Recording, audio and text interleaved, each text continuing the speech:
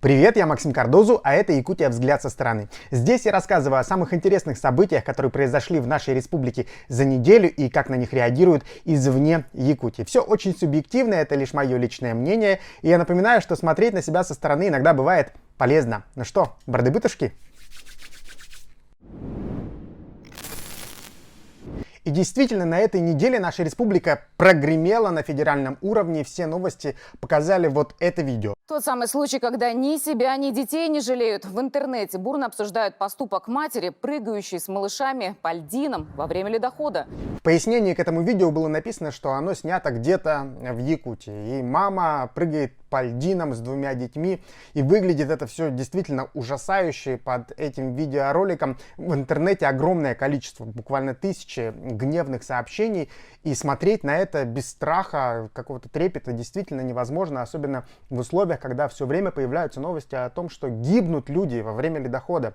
И непонятно, что двигало этой матерью и тем человеком, который это снимал и выкладывал в интернет. Хотя с людьми на самоизоляции происходят самые разные вещи. Мы немножечко все сходим с ума, особенно родители. Вот посмотрите, там двое действительно подростков активных, и оказаться с ними в замкнутом пространстве, в четырех стенах, действительно бывает для многих трудно. В соцсетях появляются вот такие вот грустные, наверное, но смешные зарисовки о том, как родители столкнулись с тем, что находятся с детьми 24 часа на 7. Давайте по видеозаписи попробуем так, чтобы напрямую. Мы будем показывать на этот ноутбук, кунделик включим, и вы будете показывать, куда что нажать, иначе я его убью. Короче, девочки, позвонила я Светлане Михайловне. Никто пока немецкий ничего не делает. Я сказала, я не буду это делать. У меня, мне накроет скоро. У меня уже крыша едет с этой мудой. Я Светлане Михайловне сказала, я ничего не буду делать. Теперь я больше никогда не скажу про слово «пожалуйста, можно я буду дома учиться». Я вот сейчас в школу буду ходить с радостью. Вот школа начнется, я туда с улыбкой пойду, маршем, хоть как, с припрыжечку вот так. За этой новостью немного затерялась другая. В Ленске 4 подростка решили сделать опасное суперэкстремальное селфи. Они забрались на льдину во время ледохода. И для того, чтобы еще было эффектнее, оттолкнулись от берега и оказались на середине реки. Вообще смотрится тоже жутковато на самом деле. И непонятно, чем бы вся эта история закончилась, если бы не спасатели, которые дежурили на берегу и спасли этих подростков. Эту историю раскопали, по крайней мере, я ее прочитал у моих коллег на Саха Дэй. И вообще замечательно то, что в современном мире можно все задокументировать, любое событие, получить либо фотографию, либо видео и оказаться, так сказать, свидетелем всего, что происходит. Да, самоизоляция на нас действует абсолютно по-разному. И я вот недавно прочитал интервью известного врача, это Юрий Бубеев, и он говорит, что из самоизоляции, из карантина, когда люди вот выйдут, многим потребуется помощь профессиональных психологов и психиатров. Эй, я сошла с ума! Какая досада! Как утверждает доктор, люди просто не смогут сразу адаптироваться к нормальным условиям жизни. Здесь он, скорее всего, говорит не о сумасшествии вообще, а о фобиях, которые могут появиться. Например, это боязнь открытых пространств или скопления людей. Наверняка вы после карантина не рванете в кинотеатр или на какой-то концерт, где будет 100 или 1000 человек. Вот мне тоже стало сейчас интересно, как вы будете себя вести после окончания самоизоляции, ведь все это когда-нибудь завершится. И вот, например, броситесь ли вы в кинотеатр, вот сразу как они откроются, пойдете вы или нет? Давайте сделаем небольшой опросик, он будет там вот по ссылочке. Отвечайте, будет интересно. Если говорить о фобиях и продолжать тему ледохода, то на этой неделе меня буквально испугала вот эта фотография. На ней затопленный, ну не затопленный, то есть Якутск, окруженный водой и огромными льдинами. Смотрится это все, конечно, как-то фантастически. То есть мне действительно стало страшно за 203-й микрорайон, что там происходит вообще, подмывает его или нет. Вот я прочитал недавно, что все-таки дамба была повреждена в одном месте и придется ее восстанавливать. На это требуется 15 миллионов долларов. Каких долларов, боже мой, 15 миллионов рублей. За доллары можно, наверное, и новую дамбу построить, я не знаю. Согласитесь, выглядит действительно, ну, эпично, с одной стороны. И якутян, правда, эта фотография совершенно не напугала. Вот, они начали сравнивать наш город с чем? С кем? С Нью-Йорком и Манхэттеном, вот. Тоже довольно-таки симпатично. Ну и понятное дело, что посмотреть на эту красоту захотели все. То есть коронавирус, здесь карантин, самоизоляция вообще никого не испугали. На дамбе были толпы паломников, поклонников вот этой вот стихии. Всем хотелось, наверное, оказаться на кусочке Манхэттена. Ну хоть так, хоть немножечко прикоснуться к этой красоте. Она хотела бы жить на Манхэттене и с Деми Мур делиться секретами, а он просто диджей на радио.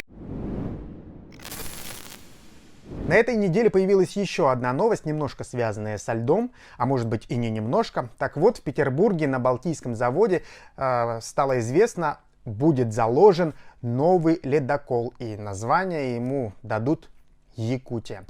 Это ледокол типа Арктика, 22-220, это самые большие в мире ледоколы. Его высота будет почти с пятиэтажный дом. Сейчас уже строятся 3 подобных корабля. В этом году должны сдать первый из них. Он получит название Арктика.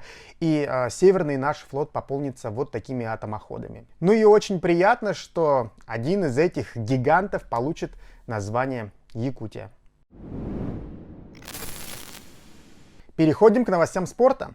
Масс-рестлинг, друзья, покоряет новые высоты. На этой неделе стало известно, что министр спорта России присвоил впервые в истории звание мастера спорта России международного класса 2 атлетам. Ими очень символично оказались якутяне. Это Сергей Константинов и Сергей Фролкин. Этого события Федерация масс-рестлинга ждала 17 лет. Впервые в 2003 году перетягивание палки попало в российский реестр видов спорта. И с тех пор, только представляете, наш якутский вид спорта, эту бесконтактную борьбу полюбили в 50 странах мира, где этим занимаются профессионально. И вот появление такого статуса, такого звания спортсмена международного класса, это, конечно же, еще один шажочек в продвижении масс-рестлинга. Спортсменам есть к чему стремиться. Ежегодно проводится около 200 соревнований по масс-рестлингу по всему миру. К сожалению, из-за коронавируса многие из них пришлось отменить вот в первой половине года, но вот Федерация масс-рестлинга надеется, что соревнования крупные в Казани, которые намечены на август, а это игры международные Содружества стран СНГ, они все-таки состоятся. В них будут принимать участие 2500 атлетов из 11 стран, будут разыграны медали в 21 дисциплине, и одна из дисциплин — это масс-рестлинг. Очень приятно, мне кажется. И будем надеяться, что все-таки соревнования состоятся, и мы будем болеть за наш якутский вид спорта на международном уровне. Следующая новость.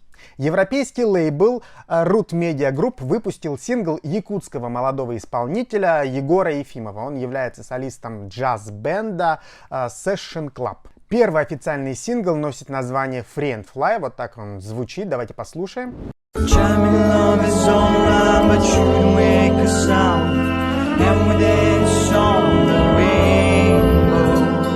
Песню уже можно услышать на Apple Music и на Google Play Music, также можно скачать в iTunes, я проверял.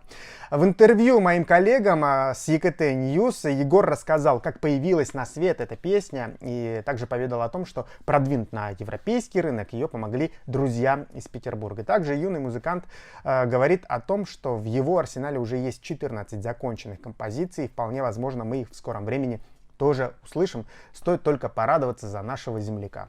Что тут можно еще сказать? Продолжая музыкальную тему, я хочу рассказать еще об одной новости. Она связана с певицей Саиной.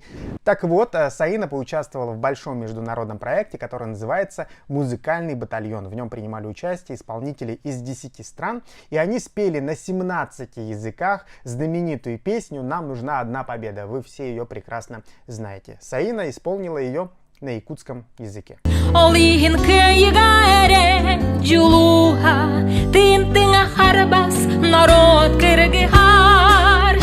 Попал в объектив музыкальных журналистов, и не только их, так сказать, и бывший депутат Ил-Тумен Александр Уаров. Он исполнил песню, тоже посвященную 9 мая, День Победы. Это трогательное видео не понравилось сотрудникам УФСИН. В ведомстве интересуются, как оно вообще попало в сеть. Дело в том, что бывший народный избранник находится под домашним арестом. Его подозревают в получении взятки. А вот когда ты находишься под домашним арестом, тебе, оказывается, нельзя общаться, отправлять письма, вести любую переписку даже в мессенджерах. Так вот, как появилось это видео, непонятно. Может быть, он сам его послал в сообщение, а может быть и нет. Но записывать видео и петь во время домашнего ареста не запрещено. И закончить я хочу очень хорошей, доброй новостью о благотворителях. Мои коллеги с ЕКТ Ньюс опубликовали материал о семье Сокорутовых. Это мама и сын, они оба инвалиды. И они оказались без денег и без дома. Собственные деньги они вложили в строительство. Но, в общем, подрядчик обанкротился, ничего не было выполнено, никакие работы, и они ютились в приюте. На этом фоне стресса парня вообще парализовало. И очень хорошо, что на эту новость откликнулись другие строительные компании и возвели дом. Сейчас вроде бы идут отделочные работы внешние, скоро приступят и к внутренним. И вообще это очень замечательно, когда люди, которым действительно нужна помощь, ее находят. Это очень круто, я считаю. Это была Якутия. Взгляд со стороны. Я Максим Кардозо. Оставляем комментарии под этим видео, что вам понравилось, что не понравилось. Может быть, какие-то новости я не затронул, и вы о них хотите рассказать. Тоже будет интересно. Давайте все это обсуждать уже в процессе такого вот двухстороннего движения. В общем, ставим лайки, подписываемся, нажимаем на колокольчик, друзья. И до следующей недели. Каждое воскресенье выпуск выходит, я вам напоминаю об этом. Пока.